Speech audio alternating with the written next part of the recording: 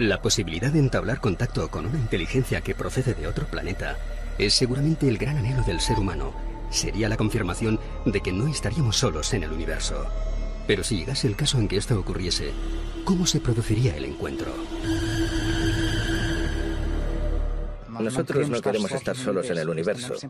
Por eso siempre estamos buscando algo. Inclusive en la Tierra lanzamos sondas con la intención de conectar con alguien. Y ese contacto fue descubierto por el científico Stephen Hawking hace poco tiempo y puede no resultar muy bueno. El encuentro con extraterrestres, en principio, puede dar algo de miedo y después, si consigues integrarlo con algo que ya conozcas, te puedes quedar tranquilo. Puedes pensar que es algo extraño e intentar entender lo que va a pasar a continuación. Si yo no integro ese contacto, que ya conozco, seguro que voy a tener miedo. Si el comportamiento de esos extraterrestres que vienen a nuestro planeta es el mismo que hemos seguido nosotros cuando se han producido las diferentes colonizaciones, la verdad es que es para temerle. Incluso nosotros, los españoles y los portugueses, nos adelantamos a descubrir nuevos mundos y nuevos recursos y no respetamos la voluntad de esas poblaciones, obligándolos incluso a la esclavitud.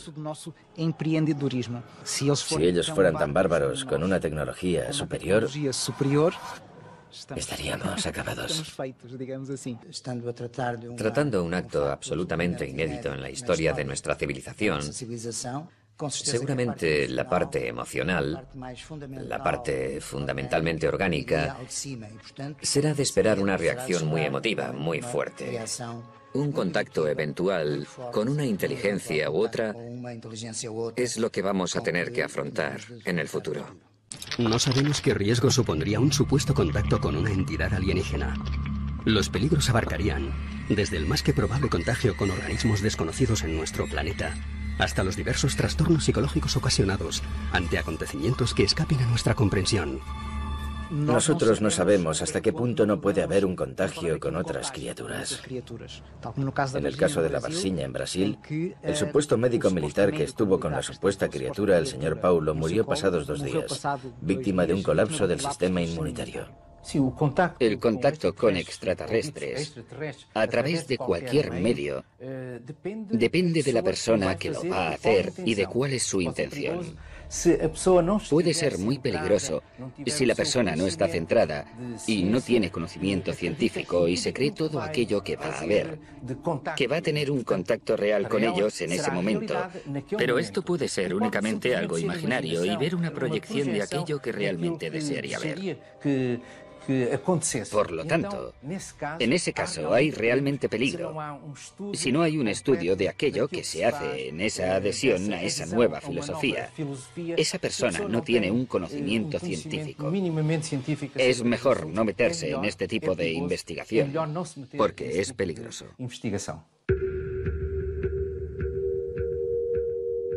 En el mes de junio de 1972, Joan Turo Vallès y José Félix Rodríguez Montero protagonizaron un suceso que todavía hoy sigue sin explicación. Por lo que sabemos, estaban convencidos de que habían conseguido contactar con seres del planeta Júpiter y creían saber la forma de poder reunirse con ellos.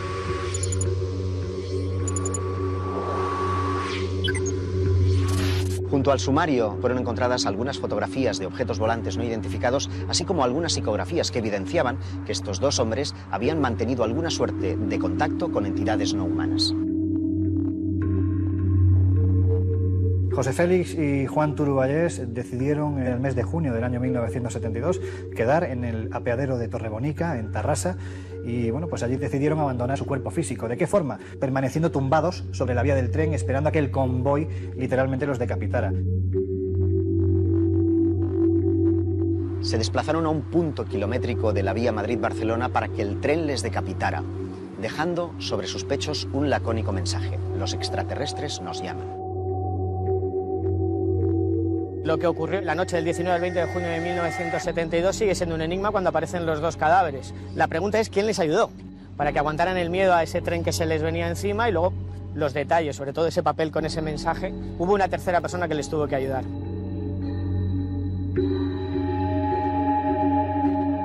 parto de la idea de que el instinto de supervivencia haría que en el momento en el que tú intuyes la vibración del raíl, la aproximación del tren, el aviso luminoso, el aviso sonoro también del propio tren, entiendo que ese instinto de supervivencia haría que cualquiera de nosotros en ese último instante saltara, se desplazara, no permaneciera quieto. Persisten todavía más sombras que luces en este extraño suceso, que es el primer suicidio ritual acontecido en la península ibérica. Un suicidio que trajo consigo una larga polémica que se relacionaba con los hombres de negro, que se relacionaba con el querer silenciar a los ufólogos que incursionaban en el misterio de los ovnis. Pero nunca sabremos realmente si alcanzaron su objetivo, si ellos fueron como pretendían viajando hasta Júpiter. Quizás en una mente muy joven como la de Juan Turuballés, José Félix Rodríguez Montero influyó lo suficiente para en un momento determinado convencerlo de que el suicidio era el único paso para poder acceder a un contacto real. Pero estoy convencido igualmente que en el último instante Juan Turuballés decidió apartarse de esa vía, o lo hubiera decidido de no ser porque en un momento determinado José Félix Rodríguez Montero utilizó algún tipo de elemento para que este joven permaneciera postrado. De hecho, se encontraron algodones en los que había impregnado formol, por lo tanto ese formol se utilizó y sin embargo en el sumario pues prácticamente no se reflejó. Yo creo que la única explicación es que ellos entraron en una vorágine contactil con seres supuestamente de otro planeta, y en el grupo en el que estaban con una tercera persona, que es la clave de este enigma, decidieron quitarse la vida. ¿Hubo contacto real? En su génesis pudo haber algunas experiencias que a día de hoy no tengan explicación, pero fue un delirio propio de los años 70 con el mundo de los extraterrestres tan en auge en aquella sociedad. Yo creo que cuando uno llega a ese punto, a dar ese último paso, es porque su creencia es verdadera, es absoluta. Por lo menos para ellos, otra cosa es para los demás. ¿Podemos aventurar cuáles serían las intenciones de una civilización extraterrestre que arribase a la Tierra? Si acudiésemos a nuestra historia, diríamos que podrían venir en plan de conquista o exploración. Según los expertos, cualquiera de las dos posibilidades podría encerrar una más que posible amenaza. Un desconocido para nosotros será siempre un factor peligroso, una incógnita, que nos supondrá problemas de autodefensa, de preservación de la propia especie, incluyendo naturalmente la reacción armada, la reacción más emotiva, más emocional que he mencionado antes. Nosotros no sabemos si ellos vienen con una actitud de conquistar o de investigar. Ambas tienen peligro porque un investigador también nos puede hacer creer experiencias que nosotros sabemos bien qué resultado tienen. Y porque un conquistador nos puede querer aniquilar, por eso ambas situaciones pueden ser una amenaza. Pienso que en este caso nos podríamos colocar en la posición de las culturas amerindias cuando fueron visitadas por el descubridor europeo. La misma perplejidad, el mismo temor, la misma reacción, como si dijésemos a nivel de pánico y de autodefensa. Desde mi punto de vista, ni exploradores ni conquistadores. No creo que los ovnis sean naves de chapa que lleguen a este planeta en una misión exploratoria. Eso es un concepto muy humano. Es otra cosa mucho más compleja. Tiendo a pensar que tiene más que ver con inteligencias de otras dimensiones que de algún modo están interaccionando con los seres humanos desde el principio de los tiempos.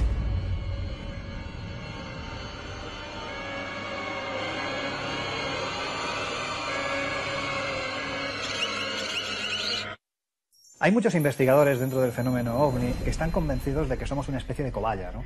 De que realmente esos seres estarían utilizando al ser humano de una forma u otra para ver cómo, bueno, pues respondería ante el encuentro directo con una entidad, con una inteligencia que procede de otro planeta. Que realmente nuestro planeta es una especie de laboratorio y ellos son los médicos que están jugando con los seres humanos que estaríamos en un escalón o varios escalones por debajo de estas inteligencias.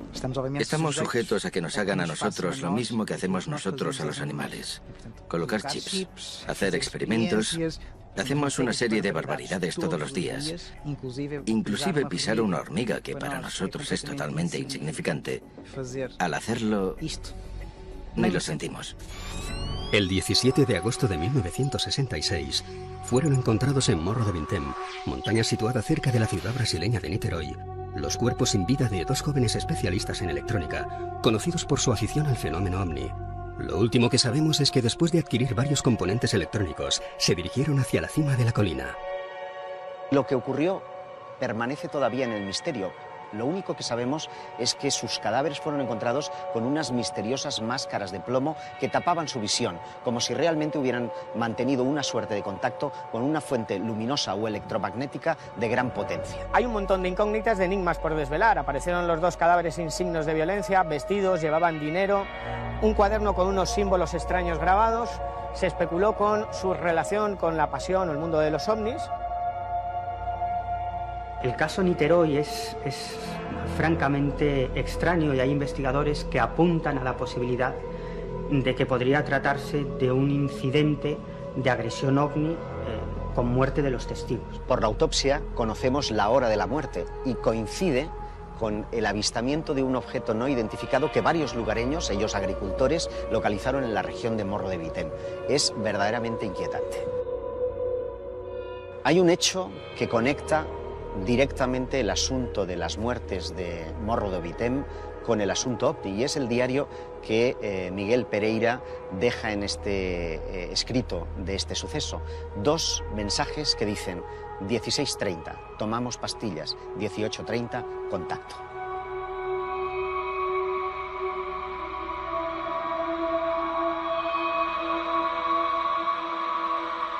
Imaginemos que todo es cierto, que hay grupos, colectivos, que mantienen contacto con seres de las estrellas a través de telepatía o de otros sistemas no físicos. Lo que nos están pidiendo esas entidades es una suerte de sacrificio humano, al menos a tenor de algunos casos que ya se conocen como sectas ufológicas y que han dejado resultados trágicos de muerte. Cualquier secta tiene un peligro. Es un conjunto de personas que vive en una situación cerrada, donde el líder tiene un poder terrible sobre los otros y no permite intercambio de información con el exterior. Yo diría que en cualquier secta es un peligro entrar, sea de tipo político, religioso o de creencias extraterrestres. Uno de los casos más conocidos es el de Heaven's Gate, ¿no? El de la Puerta del Cielo, que en realidad se trataba de un grupo de personas, un grupo sectario, que acabó suicidándose porque creían que una nave extraterrestre llegaba a la Tierra protegida por un meteorito y que tenían que abandonar sus cuerpos para subir en espíritu a ese ovni. Otro suceso trágico es el de la Orden del Templo Solar, en un cantón de Bélgica y también en Quebec, en Canadá, donde sus miembros fueron todos literalmente asesinados. Si hay un caso en el que los expertos han defendido a capa y espada que se produce la intervención directa de unos extraterrestres que de una forma u otra están experimentando con una serie de retrovirus que se les escapan y que finalmente acaban con la vida de una persona, concretamente con la vida de Margot Shelley, la hija de la marquesa Ruiz de Liori, pues es el caso célebre de la mano cortada. Parece tener una especie de conexión con una parcela muy concreta del asunto OVNI, que es el planeta Humo. Por una carta que estos presuntos extraterrestres mandan a una serie de contactados en el año 71, se establece que unos misteriosos médicos nórdicos habrían amputado la mano de su hija Margot, una mano que efectivamente apareció junto a otros objetos verdaderamente truculentos en su casa de Albacete. Lo que se nos dice es que hay 2 personas ataviadas con batas blancas, con el cabello largo, rubios. Sería una representación muy típica de lo que eran los extraterrestres para los contactados, especialmente en la década de los 50-60 del pasado siglo. Se dice que esos hombres de aspecto eslavo estuvieron trabajando en los sótanos de la casa que la marquesa tenía en Albacete, concretamente en la calle Mayor, y estuvieron experimentando con seres humanos, también con animales. Como es lógico, la policía no entiende de extraterrestres y Margarita Ruiz de Liori terminó siendo detenida por este suceso. Pero el misterio volvió a la primera plana de la actualidad cuando en 1971 aparece esta carta de los humitas que establece que esos médicos nórdicos altos serían presuntamente estos exploradores extraterrestres que habrían ido a buscar la mano que había amputado la marquesa de Villasante. En los diferentes ejércitos y compañías aéreas del mundo se encuentran archivados cientos de informes de pilotos que han visto e incluso se han enfrentado a objetos voladores con formas y movimientos que no eran capaces de describir. Al parecer, para muchos de estos casos se encontraron explicaciones más o menos plausibles, pero en otros muchos no hubo ninguna justificación.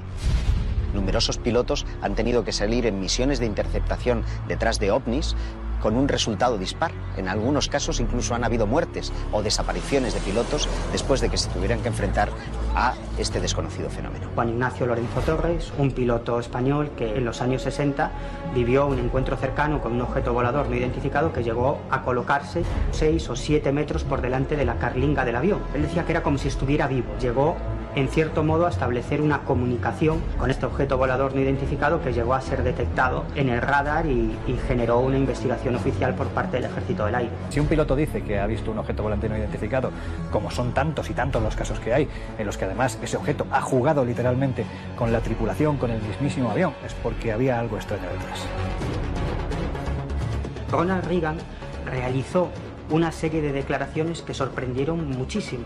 Reagan llegó a declarar que si en algún momento la Tierra era invadida por una civilización extraterrestre, entonces acabarían las diferencias entre las dos grandes superpotencias de entonces. A partir de ese momento, su gobierno puso en práctica la Iniciativa de Defensa Estratégica, que era una red de satélites que tenía como misión interceptar posibles misiles, pero que parece, a juicio de algunos especialistas y ufólogos, que tenía un propósito oscuro, y era protegernos de una amenaza extraterrestre.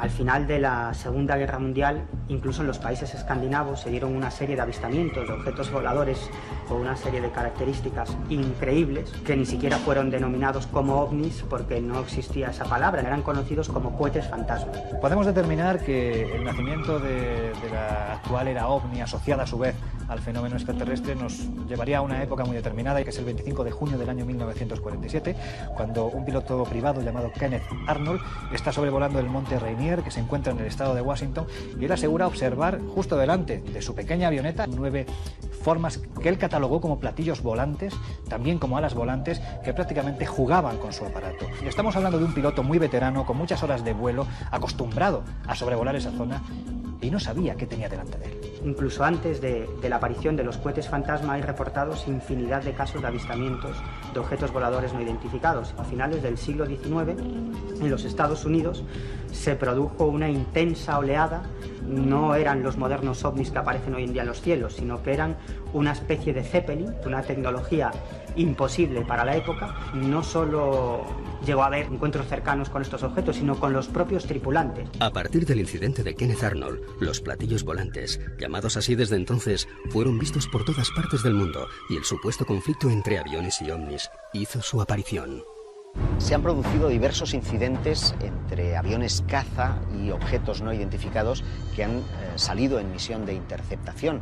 Todos los incidentes que tenemos registrados han terminado con la pérdida de aviones o de vidas humanas frente a la de objetos no identificados. En la base aérea de Zaragoza se observó un objeto no identificado sobre los militares y los militares abrieron fuego contra ese extraño ovni.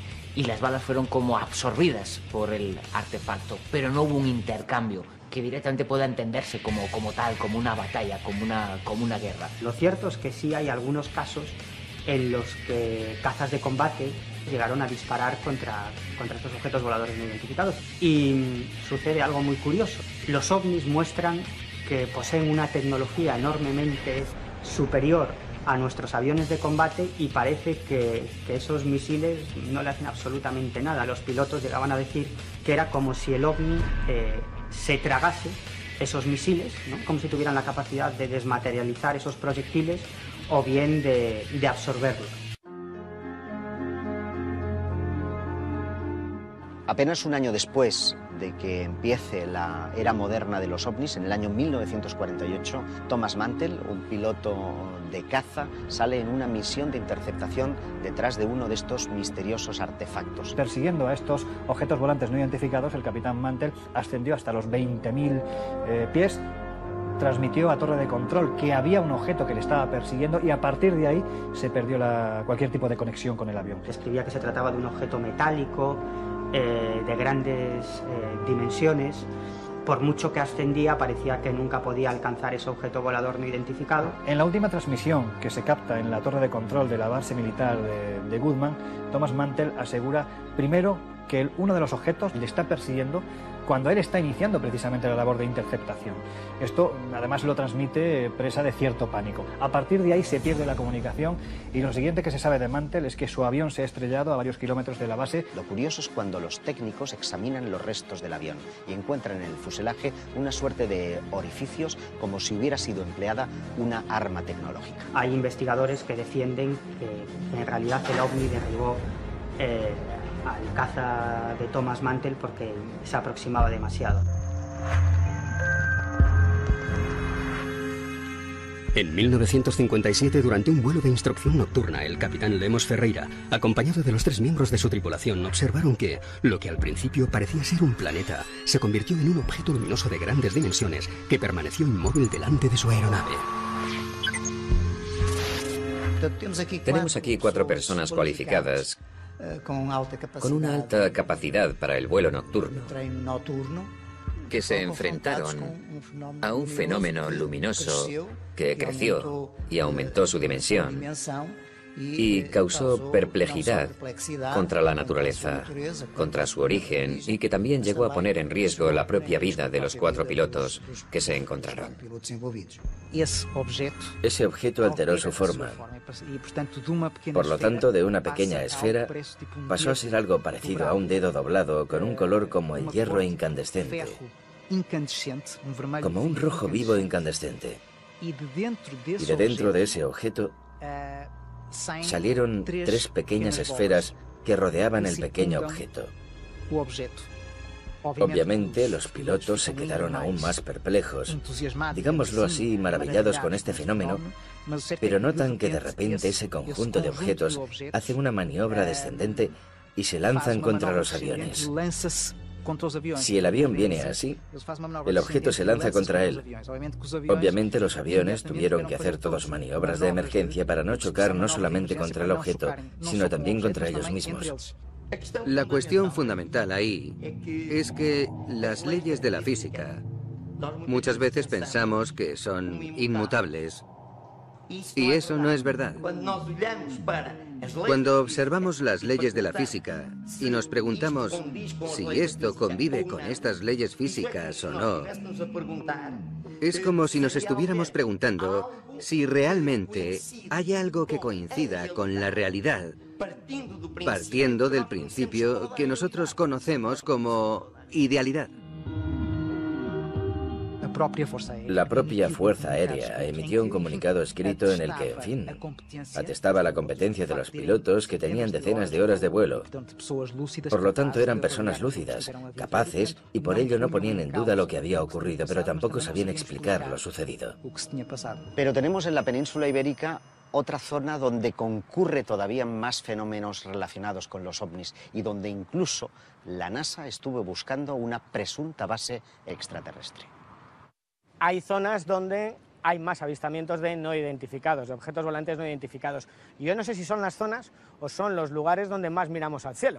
Ignoramos cuáles son las causas que hacen que una determinada montaña o una determinada localización atraigan sobremanera a los tripulantes de esos objetos no identificados. Pero lo que sí sabemos es que muchos de ellos coinciden con lugares que desde la más remota antigüedad han sido considerados sagrados.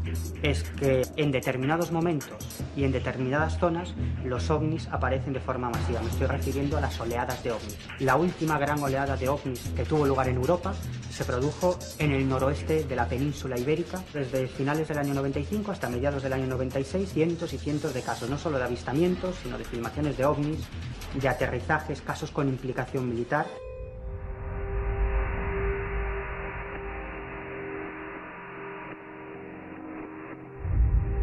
En la península ibérica existe una zona concreta donde se producen un gran número de casos relacionados con el fenómeno ovni. Es el llamado Triángulo del Silencio, que se encuentra entre la desembocadura del Ebro y la isla de Esvedra. A partir del año 1976 se empiezan a recoger una serie de testimonios, primero por parte de submarinistas que acuden a la zona y que referencian cómo debajo de las aguas están observando unas luces muy extrañas. También se habla de golpes muy fuertes, sonidos muy extraños. Es un área parecida a lo que ocurre en el Triángulo de las Bermudas, donde tienen lugar avistamientos de ovni de una forma muy frecuente, de objetos submarinos no identificados que emergen del mar y que son avistadas por pescadores, y también de misteriosas desapariciones. Hay un campo magnético muy fuerte aquí en Baleares. Sóller hace unos años era el pueblo de España que más radioactividad tenía. La Sierra de Tramontana tiene una composición de hierro, o sea, es prácticamente todo hierro, y el fondo de la isla es cuarzo. A lo mejor esto sí tiene una frecuencia vibratoria que atrae o facilita este tipo de manifestaciones. Quizás dentro del fenómeno OVNI hay una ramificación mucho más extraña todavía, que es el conocido como fenómeno OSNI, objetos submarinos no identificados. Porque sí es cierto que son muchos los testimonios, no de ahora, sino podemos remontarnos cientos de años atrás. Hay crónicas en las que se referencia precisamente cómo esos objetos luminosos no solo salen de las aguas, sino que incluso en ocasiones llegan a introducirse las mismas, lo que ha dado pie a que sean muchos los testigos, también los investigadores, que piensen que debajo del agua puede haber bases supuestamente extraterrestres. Aquí en Mallorca, en esta zona también, periódicamente se escuchan unos ruidos en las profundidades del mar. Y son como unos impactos metálicos que se escuchan. En el litoral balear, los submarinistas han detectado misteriosos sonidos metálicos. Muchos pescadores han visto emerger bolas de luz que salían del mar. En los años 70, la propia NASA estuvo cartografiando el fondo marino pensando que posiblemente pudiera albergar una suerte de base extraterrestre. Luego te das cuenta que aquí en Sóller esto de ver ovnis es un hecho muy común. Me fui encontrando con casos pues, de gente, cazadores, por ejemplo, pues, que estaban yendo por una zona que se llama Esbarranc, yendo a cazar a las 4 de la mañana y ven un ser, ¿no?, que está flotando y sale un foco de su plexo solar hacia ellos. Estos dos señores que van con un perro pues se asustan, iban armados con escopetas, claro, y le disparan, pero aquello ni se inmuta, ¿no? Notan que se empieza a elevar y finalmente aquello se transforma en una masa de luz, una esfera grande, y sube lentamente y se aleja. El 11 de noviembre de 1979 despegó del aeropuerto de Son San Joan un supercarabel de la compañía TAE con destino a las Islas Canarias. Cuando sobrevolaba el Triángulo del Silencio, emergió del mar un objeto no identificado que obligó al aparato a tomar tierra en el aeropuerto de Valencia. Este incidente dio lugar al conflictivo Expediente Manises.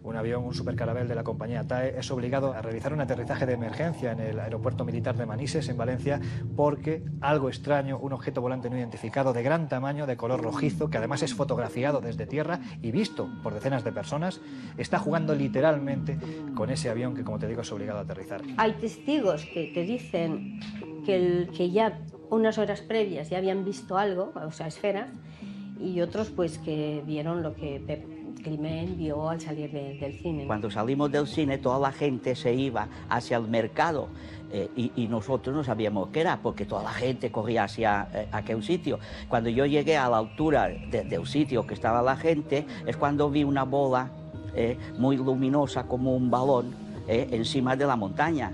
Y como tenía el coche aparcado ahí, en el sitio, pude coger la cámara de fotografiar y pude hacer 2 fotografías. El comandante Javier Lerdo de Tejada observa algo a la izquierda de su avión, que efectúa una serie de maniobras muy extrañas. En ese momento se pone en contacto con la torre de control del aeropuerto de Barcelona. Tenemos 2 señales de luces rojas, como a unas 3 millas a las 10 de nuestra posición. Aproximadamente a la misma altura. A las 10 de la posición, a unas 3 millas a la izquierda de su posición ahora. Sí. Afirmativo. 7297, ¿me confirman las luces están en el mar o están en el aire? El avión es un tráfico y está aproximadamente a nuestra altura. Ahora estamos librando nosotros 250. Este tráfico andará por entre 23 y 26. 297, ¿me confirma si va en su misma dirección? Afirmativo, lo tenemos cada vez más cerca. He incrementado el rate de ascenso, ahora estoy a través de 280 y el tráfico este sube mucho más rápido que nosotros y se acerca cada vez más. 297 recibida. Barcelona, TAE 297, pongo rumbo a Valencia. El teniente coronel Pedro Crespí, que era jefe del radar del Puigmayor, simplemente se limitó a decir sí, en el radar se quedó registrado, el ovni de Manises o lo que se viera aquí se captó en el radar. Y no solo él, hay otros militares que yo luego he hablado que también estaban en aquella noche de servicio y sí que lo captaron, ¿no? Esto era una bola como naranjada que subía de la montaña y cuando cogió una altura límite hizo como si reventara la bola. Y usa una claridad muy grande, que es lo que está en la fotografía.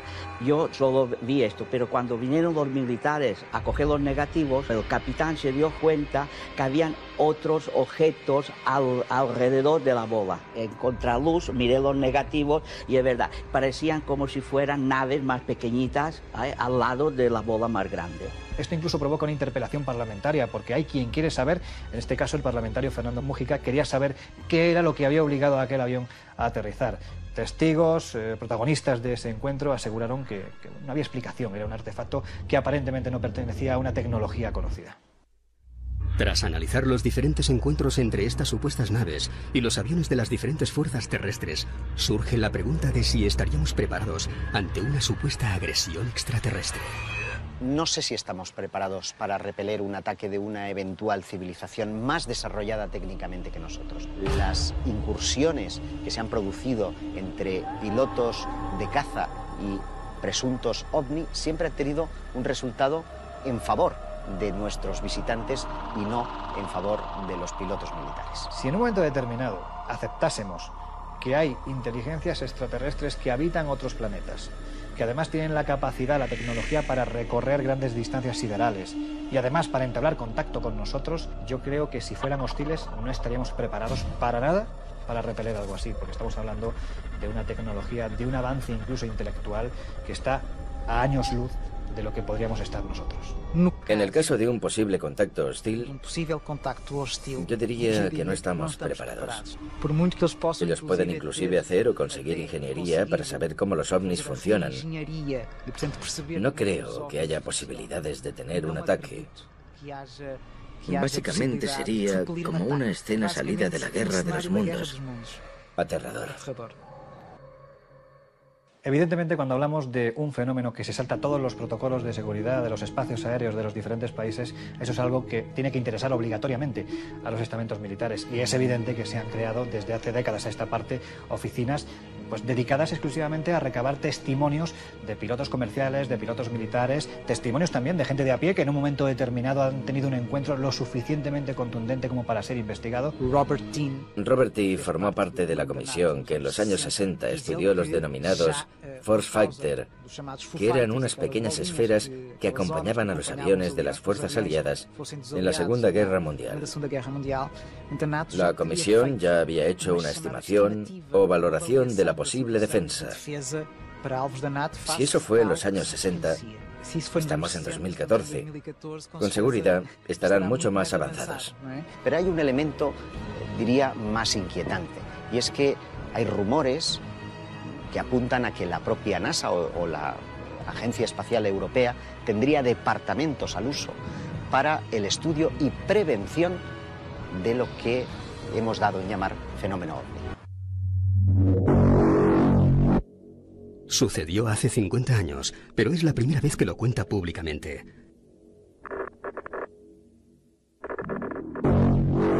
Durante una misión de reconocimiento en el litoral de Angola, el comandante Marques Pereira tuvo un encuentro con un ovni que fue investigado por la Fuerza Aérea Portuguesa.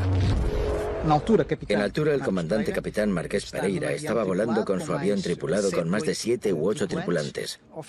Y al final de la tarde hubo un silencio de radio, esperando una indicación por parte de la fragata para accionar su radar y detectar cualquier movimiento sospechoso debajo del agua, y de repente comenzamos a ver por el lado de tierra dos luces, una inicial verde y otra azul o roja, incandescente, colorida, que parecían dos aeronaves jugando. Nosotros estábamos en la oscuridad, sin el radar y sin nada, y entonces yo rompí el silencio. Encendí la radio y hablé con la torre de control. Pregunté si había tráfico en la latitud de Dambrís, que era una ciudad en Luanda. La torre dijo que no había nada de tráfico y continuaron jugando aquellas dos luces diferentes. Después recibimos del barco un mensaje: operación inmediata, para dirigirnos hacia el barco. Conectamos el radar y nos dirigimos lógicamente hacia él. En ese momento, una de las luces, la que estaba más azul, se dirigió hacia nosotros con una velocidad casi instantánea, transformándose a medida que venía hacia nosotros en un objeto redondo, azul y blanco, sin detalles, y se aproximó completamente hacia el morro del avión. Y allí fue donde se paró. Fue una cosa totalmente inesperada y terrorífica, porque las pocas ventanas se iluminaron por dentro completamente. La colisión con el avión parecía inminente. Fue algo que nunca había visto. Mi reacción fue girar el avión porque no quería colisionar, y aquello tuvo un comportamiento curioso, porque no me hizo daño, pero mantuvo su posición relativa, como si perteneciese al avión. Y estuvimos así dando la vuelta durante unos 30 segundos. Al final, tal vez el sentimiento inmediato de que eso era una cosa inteligente, algo que estaba allí no por casualidad, sino por voluntad. Era inteligente. Nos observaba porque después se fue y desapareció. Deberíamos estar realmente preocupados ante la posibilidad de que una civilización extraterrestre establezca contacto con nosotros. Según numerosos testigos y expertos, este ya se habría producido con resultados, en algunos casos positivos y en otros inquietantemente trágicos. Habría que preguntarse si nuestro concepto de bondad y maldad se puede extender a los confines de nuestro universo. Si quisieran ponerse en contacto con nosotros, estoy convencido de que ya lo habrían hecho. Yo creo que no se trata de una fantasía, por lo menos a nivel subjetivo. Cada persona tiene su realidad, y para esa persona esto ha sido muy real. Es una posibilidad, ese proyecto de contacto, teniendo en cuenta ese desenvolvimiento a nivel cultural de nuestra conciencia, ante la posibilidad de que las próximas décadas ofrezcan sorpresas completamente inesperadas. A mi juicio no hay extraterrestres buenos o extraterrestres malos, pero sí hay un mensaje claro. Si quieres contactar, ten cuidado, porque el resultado puede ser fatal. Si tuviera que pensar la forma en cómo influyen en el testigo, en cómo cambian su vida, en ocasiones incluso en cómo la manipulan, estamos hablando de algo muy malo. Simplemente por cómo afecta generalmente siempre para mal al testigo que tiene la experiencia. Por lo general, podría ser bueno. Bueno porque trae más conocimientos de tecnología. Porque trae más conocimientos de avances, que yo diría también a nivel espiritual. ¿Estamos o no amenazados? No lo sé. Es una respuesta compleja, porque nosotros mismos podemos desencadenar una amenaza con nuestra hostilidad, porque pensemos que estamos disparando primero, y eso es hostil por nuestra parte. Por eso estamos creando la propia amenaza, una reacción por la otra parte.